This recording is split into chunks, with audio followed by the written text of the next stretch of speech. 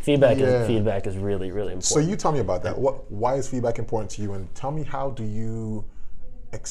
you learned to accept feedback? Okay, so a speech that I want to give is called "Criticize Me Hard," and "Criticize Me Hard" is about how. Okay, so people don't like criticism. They have a pretty emotional reaction to that. They feel negative. They can shut down. It can take the wind out of their sails and make them.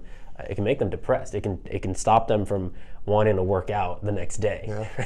And so and I know that and so for me, it's important that I have thick skin and that I continue to get both support and negative feedback or criticism. Okay.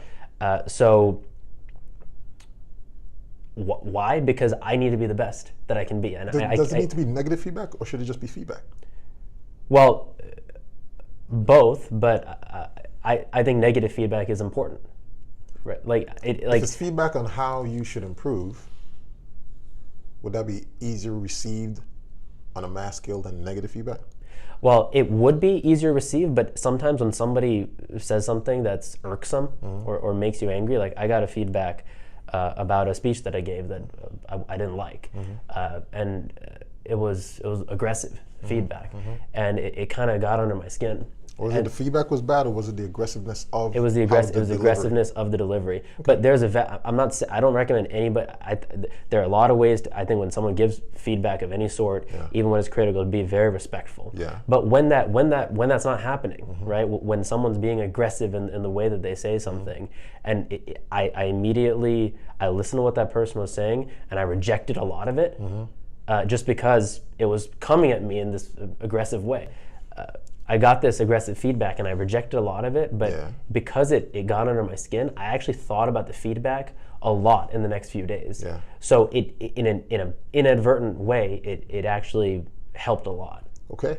But that's how I responded to it. That's not the right way to give feedback. You talked to me about the speech and you said that we need to have patience. Yeah. Right? And the way that you said that really helped calm me. It helped uplift me, made me feel comfortable, and that was a really good way of addressing the fact that there are certain problems with my speech, but we're going to be patient. You said that I wanted to be the best of the best, and so but it takes time, right? You gave all the critical points that you should have, and phrased it in a way that was helpful and encouraging. So the way in which you evaluated my speech, it was totally both critical or feedback, and it was also supportive. And I think those two things are very important when delivering. Yeah.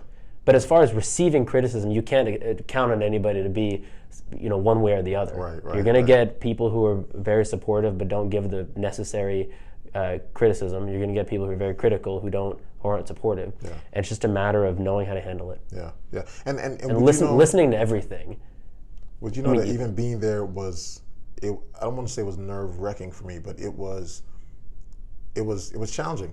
It was challenging for me going up there. And I even questioned if what I said, which what you just alluded to, if that was actually the right thing to say. So when I went back to my seat, I'm like, if the whole thing was recorded, the whole meeting, you would have seen me like, should I have said that? Should I have said, you should be patient with Jay? And I was questioning that. Yeah. But herein, you're telling me that was what it was you needed. Yeah, and we don't know how things we say are received, and so you might not have known how it felt, but it felt great to me. Yeah. To be really just encouraged, and I'd imagine that's how you treat your employees too.